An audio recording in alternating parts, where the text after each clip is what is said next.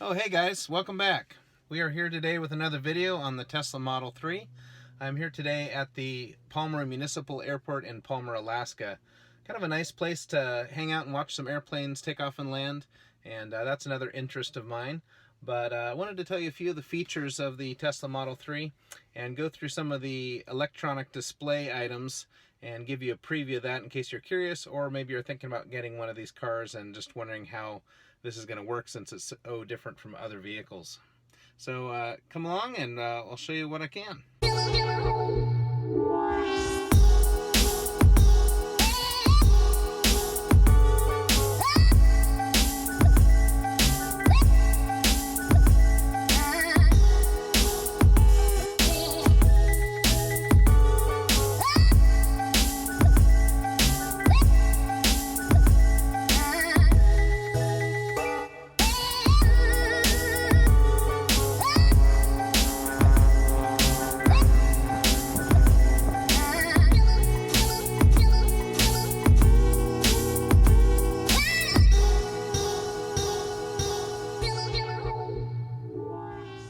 Let's take a look at the display, which is obviously the most dominant thing on the dashboard here. And to the left-hand third of the screen, you'll see that it shows the gear that we're in. We're in park, reverse neutral drive there. We're at 74% charge. And then you get the picture of your car, which is nicely the same color of the vehicle that you have.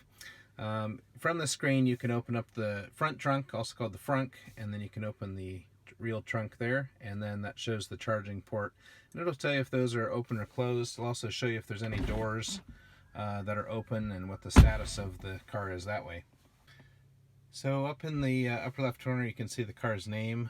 I've put Brandy in there. I don't know if that's going to be this car's name or not. So in any event, you've got your car status there.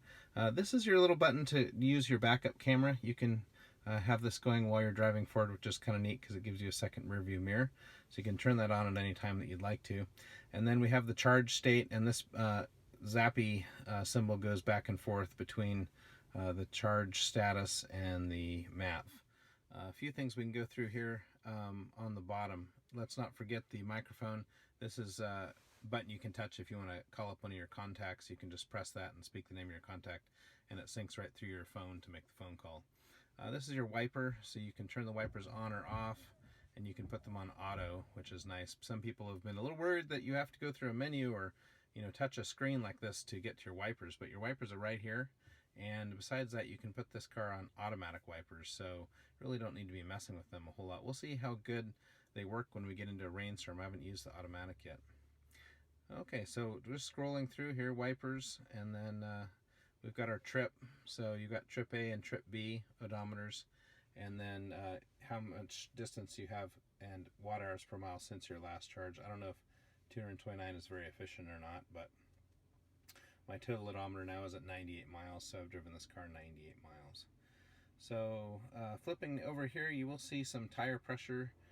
When the vehicle is in the on mode, or when you're driving, you'll see your tire pressures.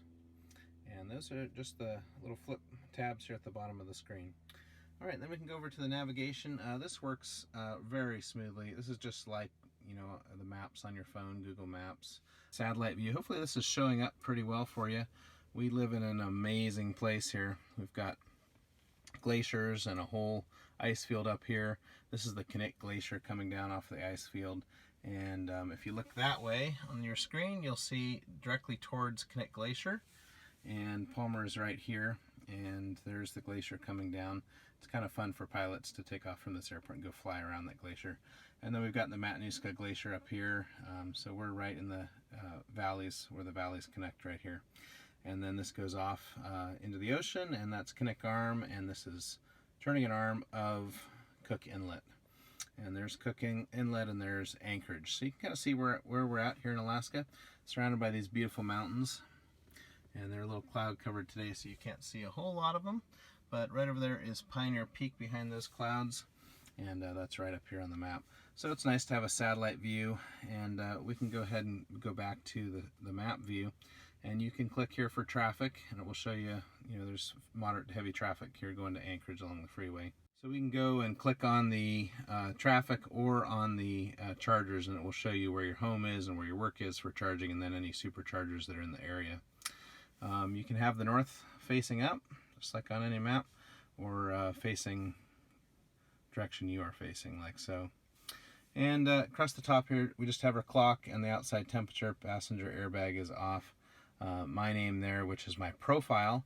So you have a profile, which is how you set up all your garage door openers and your seat position and so on. So if I do anything to move my seat or steering wheel or my mirrors, a display will pop up here asking if I want to save that to my profile. So if I find I'm not quite as comfortable as I'd like, I can just move my seat around and then resave my profile. And then next time I get in the car, if I have the easy out function, the steering wheel and seat will move out of the way for getting in and out of the car, and then go back to my set profile. And then if your wife or your partner or someone else is driving the vehicle, they can have their own profile set up. So they simply get in the car, it'll link to their phone, and then they can have their profile for their mirror and driver position and so on. Another really nice feature here, we do have the easy entry and valet mode here, driver profile settings. I really like the garage door opener home link settings. I have a gated community, so when I want to open the gate to the community, it uses a garage door opener, and so I'm able to just punch this and then open the gate when I get there, and then when I get home I can also open it that way. But it gets even better than that. It does this automatically, and then you can set what your distance is. So you can go to home link settings and you can set how close you are. In fact, there will be a screen that pops up when you approach your garage door, and I think it starts at 70 feet, but if that range doesn't work, you can change it like down to 30 feet. So when I get within 30 feet of my garage door based on the GPS signal, it will automatically open my garage door into my garage. It will also open the gate into my community when I get within 30 feet of the gate. So that is one of the most convenient features. I've never seen that in a car. Maybe some of the luxury cars out there have that, but I really like that. This is our LTE high-speed data signal built into the car, and our Bluetooth. And see if I've missed anything. There are some settings here under the gear symbol. Trip planner, online routing, how you want to do the trip planning and routing based on your energy savings. And then down here you see my music display. So I'm actually playing the owner favorites. It's like the Tesla channel on the streaming. And so I can just play music right here. It does have a great sound system. It sounds fantastic in here. Now I'm just turning the volume down with the scroll wheel on the wheel there, and I can switch to the next song just by pressing to the right. So when you're driving along, it's very easy just to change the volume or mute it if you'd like to. And this is the streaming screen that comes up. So you can get to this by pressing the music button there, and you get this screen, and you get all your streaming stations, DJ services, and genres right there. So now that we've looked at the navigation screen and the basic car information, this button down here will toggle over to the quick controls. So you can set this up, things that you want to have readily available while you're driving. Exterior lights, I'm just going to leave those on auto and see how that works. So far it's been good. When it gets a little dim, the headlights come on. The front fog lights can be turned on by touching this button. The mirrors and steering wheel can all be adjusted there, and of course that will all be saved to your driver profile, so you won't need to be doing that much. You can press this button to fold the mirrors in, which is kind of nice if you're going into a tight parking garage. Keep those folded in and out of the way. And a window lock, so people can't, like kids in the back, can't be opening the windows. And then your display brightness in the auto works quite fine there. Then we've got our glove box. We just punch this button to open the glove box. Alright, I hope you can see the screen just fine here. We go over to lights, and we've got headlights, and we can do auto high beam here if you want to do that. That makes it real easy. Dome lights are on auto. We have ambient lights, which are they're at the floor. I'm going to turn those off because it almost never gets dark here in Alaska this time of year. Your locks, this shows your iPhone key and then your 2 key cards that are placed right here in this position. If you don't have your phone or if your Bluetooth is not working. Apparently there's been some issues with Bluetooth not connecting on people's phones, and the card not waking up that way, so it is a good idea to have your little credit card style key with you when you're trying to get in and out of the car. Window locks, child locks, display. We've got display mode. We can go over to night or just leave it on auto. And again, I haven't had any night. You see the auto adjusting on its own. We don't have any night here in Alaska in the summer. Screen cleaning mode just goes black so you can see all the fingerprints. Just kind of a neat little feature there. And then you press and hold it to exit the screen cleaning mode. This is kind of an interesting adjustment. You can set your acceleration to chill or standard. This car does have a lot of torque, and it can be a little jerky for passengers if you're an aggressive driver. You can put it on chill, and then it just smoothly accelerates, more like a car with a 6-cylinder instead of an 8-cylinder, I would say. Steering mode, comfort, standard, or sport just gives you more precision when you get over here on the sport with the tightness of the wheel and how connected you feel to the front, to the precision turning of the front wheels. I've got it on comfort right now because I kind of like the feel of that. Regenerative braking, you can definitely feel whether you have this in standard or in low mode. Low is a little bit more like coasting in a regular car with an automatic transmission. It's probably actually a little more like a car with a manual transmission, coasting in that mode. And then standard regeneration is a feeling of putting the brakes on. So I've been driving around in standard, and it's really one pedal driving for the most part. Many times even at a stop sign I can just use the regen to stop the car, and sometimes just a little bit of brake to finally get it stopped. But if you like the feeling of coasting up to stoplights and so on, you can put that on low. Slip start lets you spin the back wheels, helping you get free of snow, sand, or mud, so it kind of turns off traction control. And then this creep feature, if you like the feeling of like when you're in an automatic transmission car, when you take your foot off the brake in this car, you'll start creeping forward. And my Toyota Camry does this fairly aggressively. This is just a kind of legacy feature of automatic transmissions that use torque converters. So you know, if you really want that feeling to lift your foot off the brake and have the car start creeping forward so you can coast around that way, it works quite nicely. But I've got that turned off. I'm going to get used to having an electric car, and I don't feel like I need to hang on to those legacy features. Next is autopilot. So I did not buy the extended autopilot on this. I don't do a lot of commuting, and I don't commute on the freeway much, so I didn't think it was worth the extra $5,000 for that. But you do still see the lane markings and the speed limits, and you still have cruise control, and it gives you a warning. I'll show that later if you have obstructions around your car. It gives you either a display warning or a chime if you're exceeding the speed limit, and you have a front collision warning where it will chime. I haven't heard it yet, but there's some kind of a audible warning apparently if you're going to rear end someone, to get your attention back to it. And it does do automatic emergency braking if you have that on.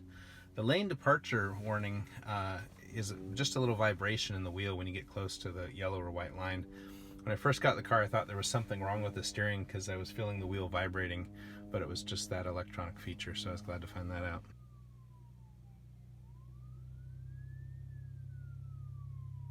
So on this screen under safety and security, you've got a parking brake display. Right now we're in park, so the parking brake is on.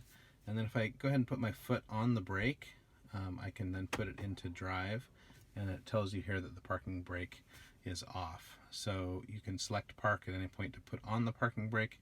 Imagine a car that just puts the parking brake on automatically. It's great. So when you're on a hill and you want to be stopped there, say at a stoplight or a stop sign, the parking brake comes on automatically when you come to a stop, so the car doesn't roll anywhere. Also, if you're very gently rolling and you need to put the parking brake on, you just press this button in to go into park, and it will put the parking brake on. You can actually hear that. I'll stop talking so you can hear the sound of the brakes going on and off.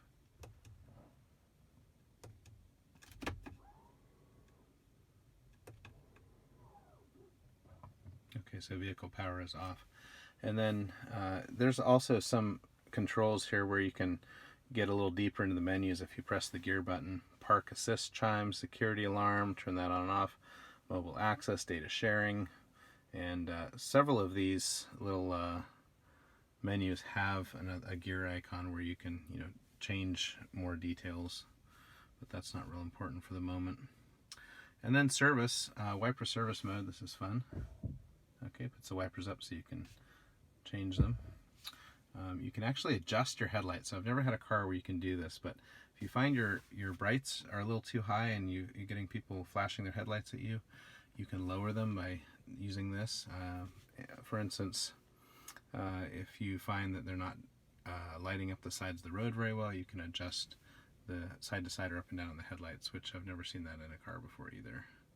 Towing is basically so you can just disengage. You're not allowed to tow this car at any point. It has to be put on a flatbed, but you will have to go into this to release the brake. So since the brake is on automatically, you need to disengage that if you're going to pull it onto a flatbed. It's called transport mode, and it's available for 20 minutes. And after 20 minutes, if it's rolling faster than 5, the parking brake will be applied. Okay.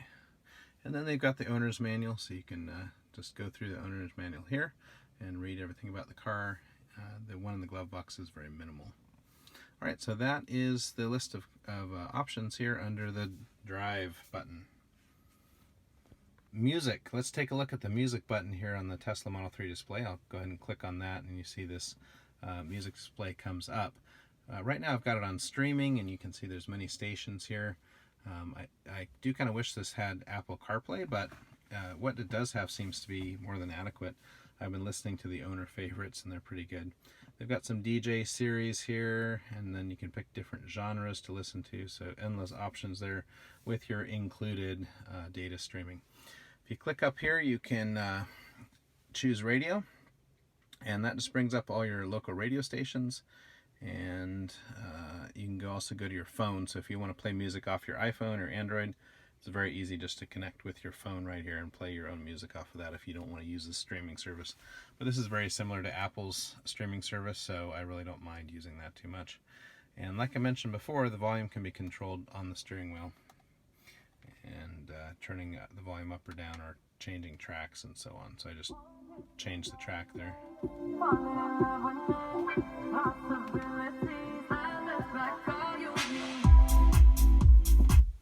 Okay, turn that off so YouTube doesn't have a fit about it. And so pretty straightforward, and not a whole lot to say about that.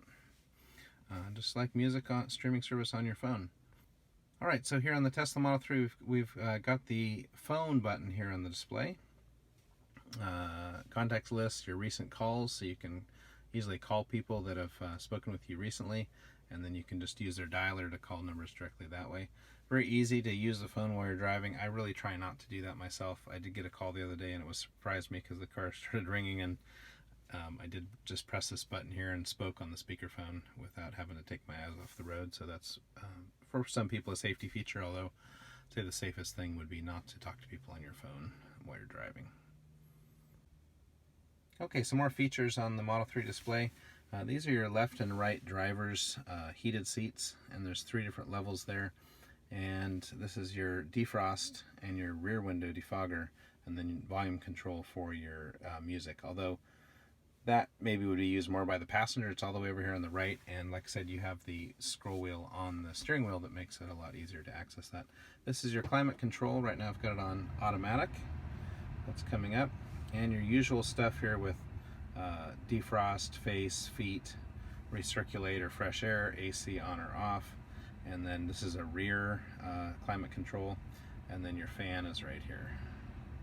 And you can go to your seats from this screen as well, and then you can turn on all of your heated seats and turn them on and off. And there's 5 heated seats in this car, and I believe that was the rear seats were added with a software update because the car had that functionality already. So some of the early models, I think they were complaining about rear heat, but now all of the seats are heated, which is really nice if you live in a cooler climate area. And one of the neatest features about the climate control system on this car is these little sliders. And as I've told you before, the air comes out of this main vent right here, and it goes all the way across the front of the car. And this cool innovation by Tesla, there's a secondary stream right here of air coming up that actually is blowing against the primary stream, and it moves it up or down.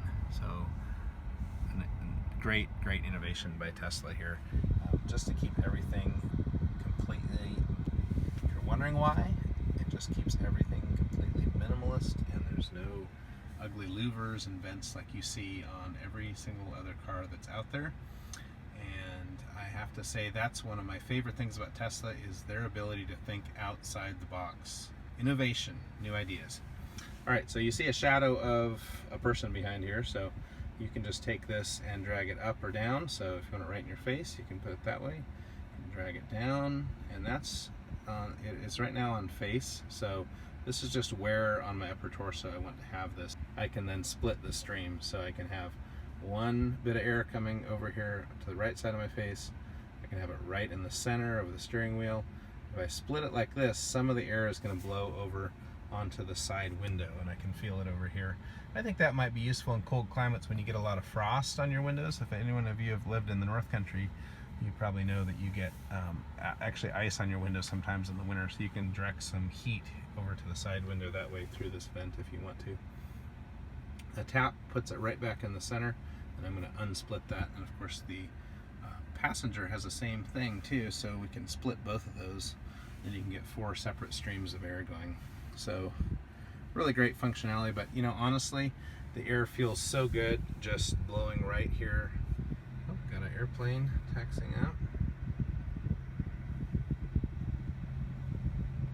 Honestly, the air in this car feels so good that I haven't felt the need to mess with it at all. It's just got great distribution right out of the box, just right in the center setting. Back into our climate screen. If you want to, if you're driving along and you want to use the defroster, you can just click that and it will go high-speed cold air to the windshield. And I believe that comes up right along the, right through this little cloth mesh up here where it's coming out. And then you can click it again and you get red for heat. So it's going to give you heat on here. So there's red. And it's going to start blowing hot air. So if you need to have that fog cleared off the windshield, it's going to use an electric heater to warm that up. I'm just going to turn that off so we don't waste any energy. And then we just have the defogger there. So one other thing to make note of here is when you tap this lightning bolt, you get your charge, and you can open your charge port right here. And then you can also just see this display here. And this allows you to see your percentage or the number of miles that you have left. I've got it set on percentage right now, which is probably about 240 miles right now. And then you can set a limit. So daily limits, it's better to actually charge these batteries less. They say 50% is about optimal for your daily charge limit. So if say you're commuting 20 to 50 miles a day, you might want to just charge up to 60% and then just recharge it again at night, so you're fluctuating between 60 and 50%. They've got daily here just indicated as 80%, so you can do that. They don't know how far you're commuting, so if you're commuting 100 miles a day, maybe you want to put it up higher. And then trip, you can set it at 100% charge if you want to charge up to 100% and go on a long trip. Full charges and full discharges are a little harder on the battery and will shorten its life somewhat. So hey guys, that's about it for the display here on the Tesla Model 3, and hopefully that's helpful for you if you're interested in learning about the features of this car. Alright, so looking at my screen here, there's not a lot of information about energy usage. See, this line goes up and then it goes back into the green when you are on regen. Be able to see that when I'm going a little faster. You got your turn signals right there next to the speedometer. Yeah, I did roll through that stop sign. The turn signal is just up for 3 blinks if you're just changing lanes, and then up all the way, it keeps it on. So the cruise control can be activated at 19 miles an hour or faster, and so that's indicated by a little symbol underneath the regular speedometer. So that appears, it says I can go in cruise control. And it's very easy just to push this lever down, and then you're in cruise control. And I can use this little button on the steering wheel here, scrolling it up or down to change my speed. One little tiny click in the little button gives me 1 mile per hour on the speed. So you can see my cruise control is on, and then if I go ahead and give it some gas, you'll see drain bar goes up, and then I take my foot off and you see the regen. You can hear a slight whine when you do that from the motor, since I have it on heavy regen. And of course my charge state of the car's battery. You can see some lines next to the car, and it's seeing the white and yellow lines. I'm going to go over here to the yellow line, and if you don't have your signal on, you get a little lane departure warning if you have that on, low vibration in the wheel. You only get the adaptive cruise control if you buy the basic autopilot, But I think this cruise control is just great. Being able to just scroll your speed up or down here on the wheel. It's no problem. You can also just touch these buttons if you want to turn it up or down. And we're just going to go into a little parking lot so you can see how the sensors work. Okay, so keeping an eye on those lines on the screen. I'm going to pull up to a car that's parked, and you see that the car is visible there, and it's right there. And then there's another car in front of us, so it sees that off to the side.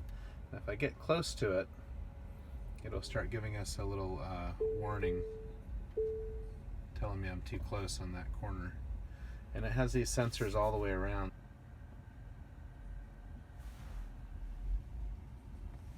And then you can see how it's indicating right here that there's an obstruction there.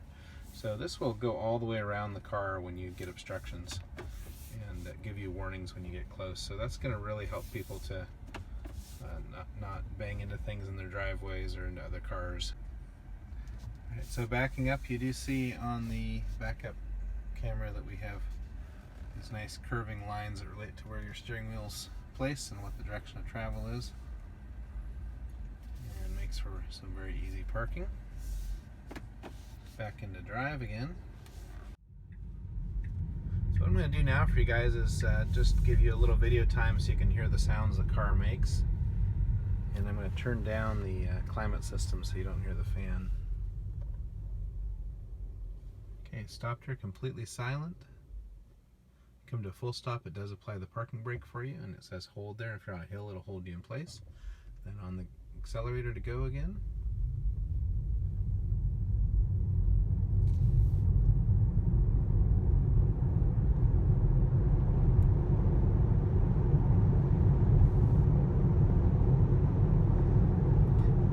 So I do hear a little bit of road noise. I've been able to have quiet conversation even as high as 80 miles per hour with my partner in the car, as fast as I've gone so far in this car. I hear a little bit of road noise when foot's on the accelerator. A little bit of whine from the motor, barely discernible. Here's heavy regeneration. That's how quickly you slow down with regen. And you do hear a little whine sometimes, especially when you first go into that regen. There's a little bit of wind noise as well. I'm kind of hearing it around the window frame, maybe around the top of the windscreen. This is 55 now. There's just the slightest bit of wind noise, and I'm sure that's just because there's no sound of a motor and the car is so quiet overall, you're going to hear a little bit of that. This car is very quiet. It's as quiet as about any car that I've driven, definitely quieter than my Toyota Camry, and quieter than the BMW that I had. So I think if you're worried about wind noise, you shouldn't worry about it.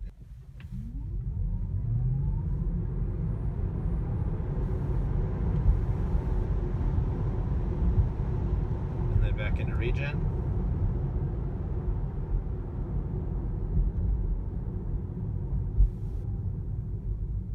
It's actually very quiet, and I'm not sure how that's going to come out on the video.